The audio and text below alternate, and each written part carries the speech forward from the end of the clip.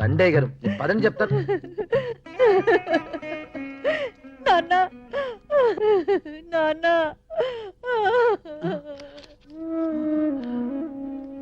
అమ్మా వచ్చావా? నిన్ను చూడకుండా పోతానేమో అనుకున్నా. లేదు నాన్న. మీ ఆయన నిన్ను ఇంటికి పంపిస్తాడని నేను అనుకోలేదమ్మా. ఆయన కూడా వచ్చారు.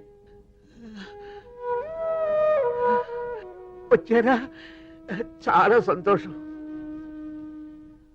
అమ్మా, నేను అతన్ని అన్న మాటలకి, చేసిన ద్రోహానికి నాతో మాట్లాడాలంటే అతనికి అసహ్యంగానే ఉంటుంది. ఆయన టెన్షన్ పడదో చెప్పు, రెస్ట్ తీసుకోమను. నన్ను క్షమించడు. ఎంతో కష్టపడి పైకొచ్చావు. మన మధ్య ఎన్ని పంతాలున్నా నా మీద కోపం నా బిడ్డ మీద చూపించకుండా దాన్ని మహారాణిలాగా చూసుకున్నావు. నేనే నిన్ను అగౌరవపరిచాను. నన్ను నన్ను మన్నించలుడు. మావయ్య ఊరుకోండి మావయ్య, పెద్దవారు. మన మధ్య జరిగిన గొడవలన్నీ మర్చిపోండి. మీ ఆరోగ్యం జాగ్రత్త చూసుకోండి. పూర్ణాన్ని ఊరుకో. నువ్వు బెంబేలు పెడితే ఆయన బెంబేలు పడతాడు. మామగారు రెస్ట్ తీసుకోండి, మీకేం కాదు. మీరంతా ఏమి అనుకోకపోతే మా అమ్మాయితో ఒక ముఖ్యమైన విషయం మాట్లాడాలి.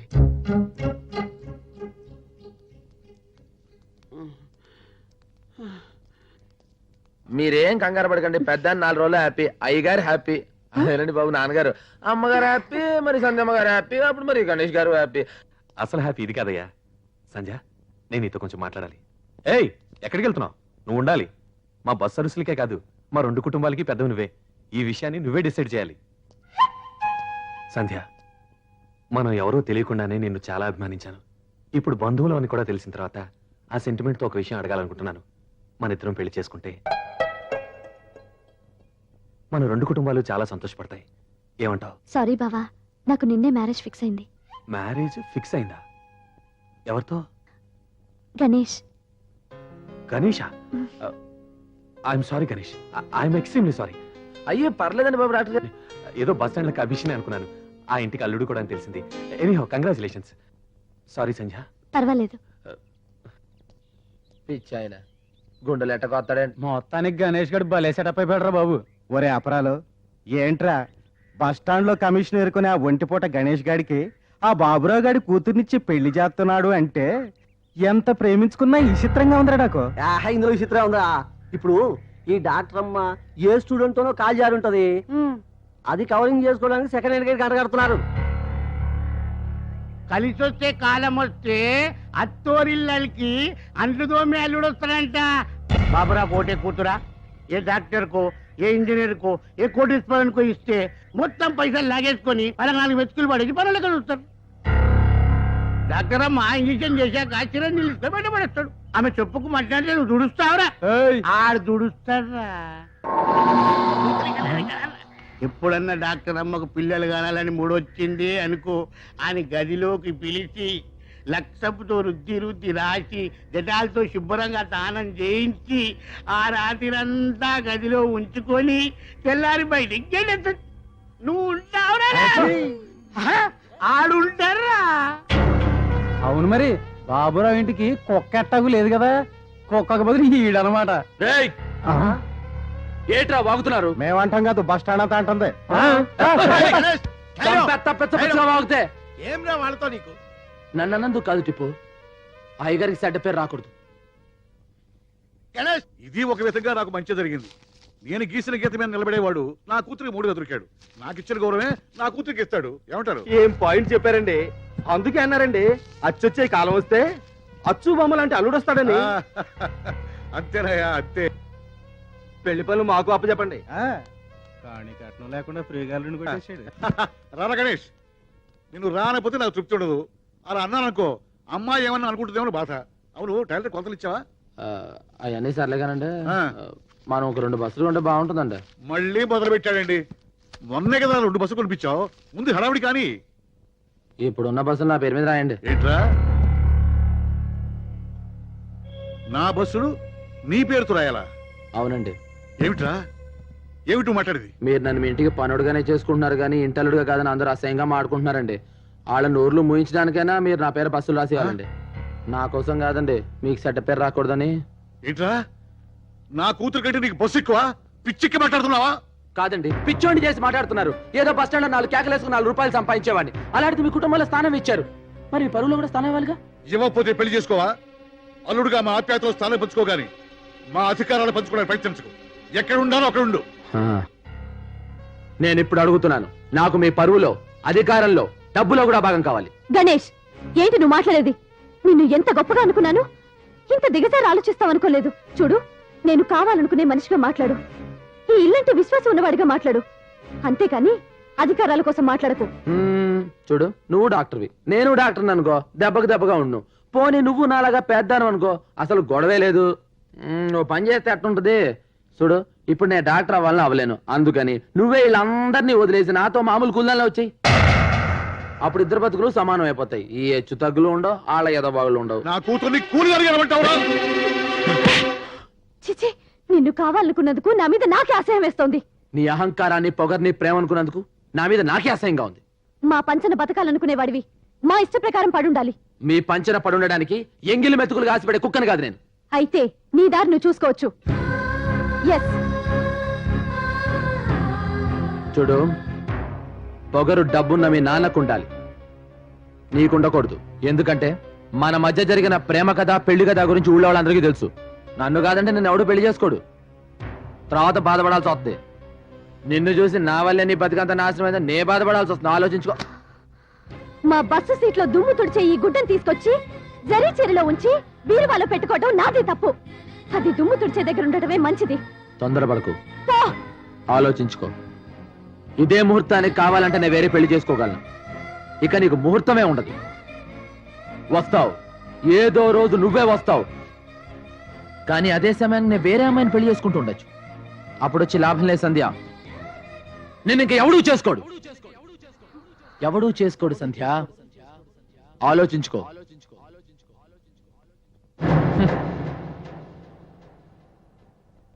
నాన్న, అమ్మా, వెంటనే మామయ్య దగ్గరికి వెళ్ళి మా ఇద్దరికి మ్యారేజ్ ఫిక్స్ చేయి. నువ్వు తొందరపడకు, నిదానంగా ఆలోచిద్దాం. వాడు అన్నట్టు అల్లరవుతాం. అల్లరని అలాంటి స్వార్థపరులకి భయపడే కంటే చావటం మేలు. రేపు సాయంత్రానికల్లా నాకు మావయ్యకి పెళ్లి శుభలేఖలు ప్రింట్ అవ్వాలి. అవును, ప్రింట్ అవ్వాలి.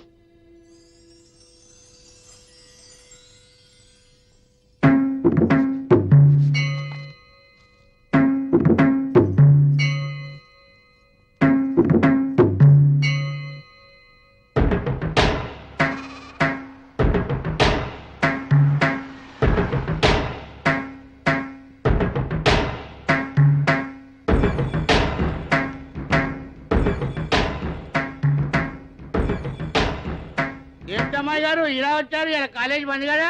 ఏంటి టిప్పు షాప్ కట్టేసింది? చిలకం ఎక్కడ కనిపించట్లేదు. గణేష్ ఎక్కడా? ఇవాళ పెళ్ళాడావుడు కదమ్మా, మొత్తం అందరూ అక్కడే ఉన్నారు. పెళ్ళా? అవును, ఎందుకో గాని అనుకోకుండా పెట్టేశారు ముహూర్తం. అంత అలవిడిగా జరిగిపోతా ఉంది. రాత్రి అవును అనుకున్నారు, పొద్దునే ముహూర్తం పెట్టేసుకున్నారు. అవునమ్మా. ఎక్కడ పెళ్లి? వెంకటేశ్వర అంగుల్లోనమ్మా. జయమ్మని పెళ్లి చేసుకుంటున్నాడా?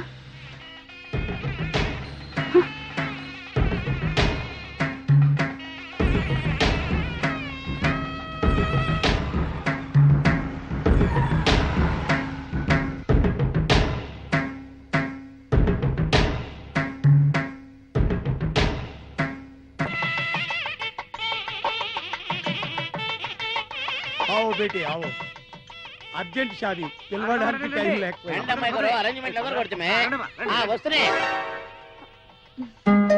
రండి. ఏంటలా చూస్తున్నారు? సరిగ్గా లగ్న ముహూర్తానికి వచ్చారు. రండి. आओ बेटी. సరళం చేసుకుంటున్నాడన్నమాట. మహాగణాధిపతయే నమః. ఔపచారికేన స్నానం మాంగళ్యం తంతునా.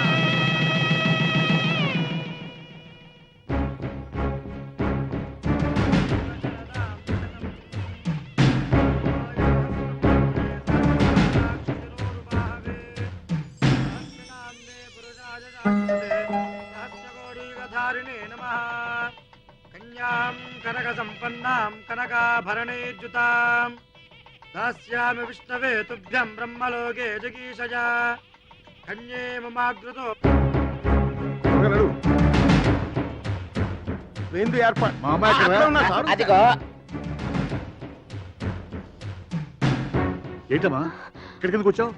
మొదటి శుభలేఖ వాడికి ఇవ్వడానికి. వాడెంత దుర్మార్గుడో వీళ్ళందరికీ చెప్పడానికి. సంజయ్ నేను చెప్పేది విను. వదలమ్మా, వదలండి.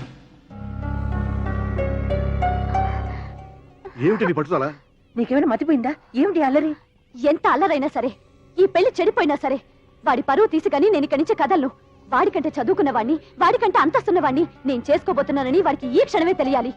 ఈ శుభలేఖలు వాడి మొహం మీద కొట్టాలి. వాడన్న మాటకు తను ఓడిపోయినని సిగ్గుపడాలి. పిచ్చిదాన, తన చుట్టూ ఉన్న వాళ్ళందరినీ గెలిపించడానికి తను ఓడిపోవటానికి కూడా లెక్క చేయని మనిషేవాడు. ఈ శుభలేఖలు రాయటానికి, ఇందులో నీకు నీ బావకు పెళ్లి ముహూర్తం పెట్టడానికి కారణం ఎవరో తెలుసా? ఆ గణేశేనే. అమ్మా, నేను పోయే ముందు నేను అనుకున్నది ఒకటి జరగాలమ్మా.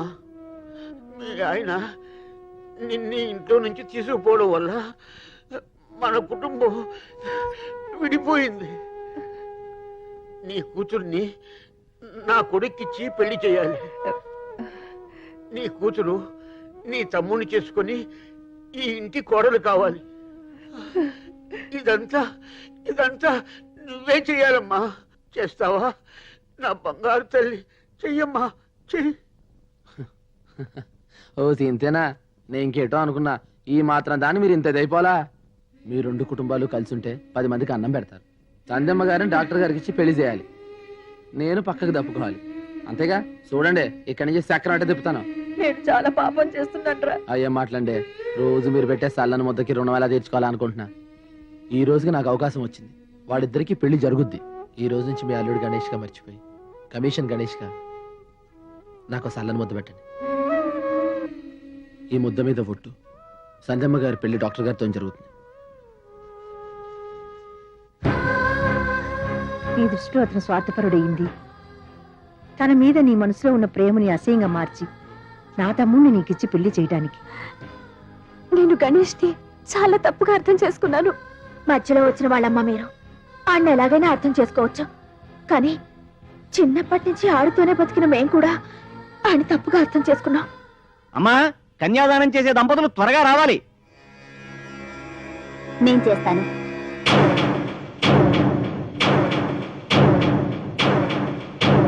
నువ్వా అమ్మా? అవును. తప్పమ్మా.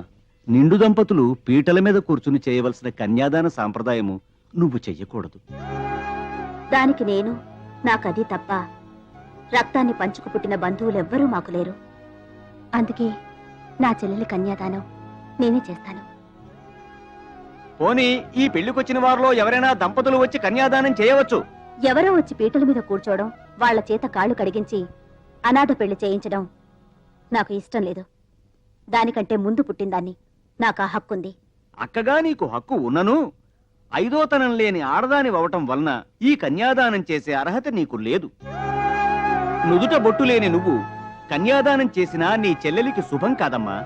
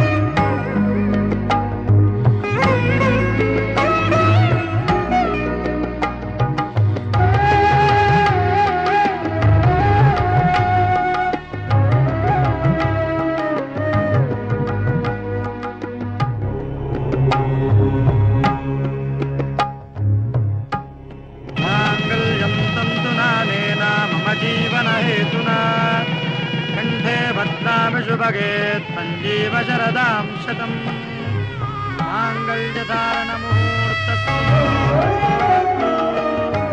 ॐ ध्रुवन्ते राजा वरुणो ध्रुवन्ते बृहस्पति ध्रुवन्तं ध्रुवन्ताग्निश्चराजताम् ध्रुवम् अयं मुहूर्तस्तु मुहूर्तो अस्तु ॐ गौरीदेवताभ्यो नमः ध्यायामि వివాహార్థం సమర్పయామి ఆదిలోపార్థం సమర్పయామి ఆత్మనీయం సమర్పయామి ఔపచారికేన స్నానం మాంగళ్యధారణం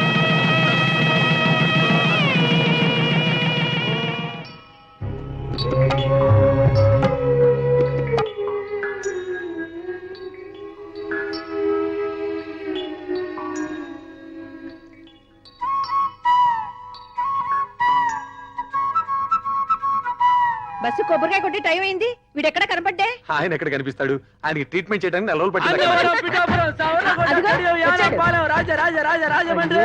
మీరు రండి త్వరగా వెళ్ళండి అమ్మా మీరు ఎక్కడ కూర్చోండి మీరు వెనకాల కూర్చోండి రండి అన్నవరం, పిఠాపురం.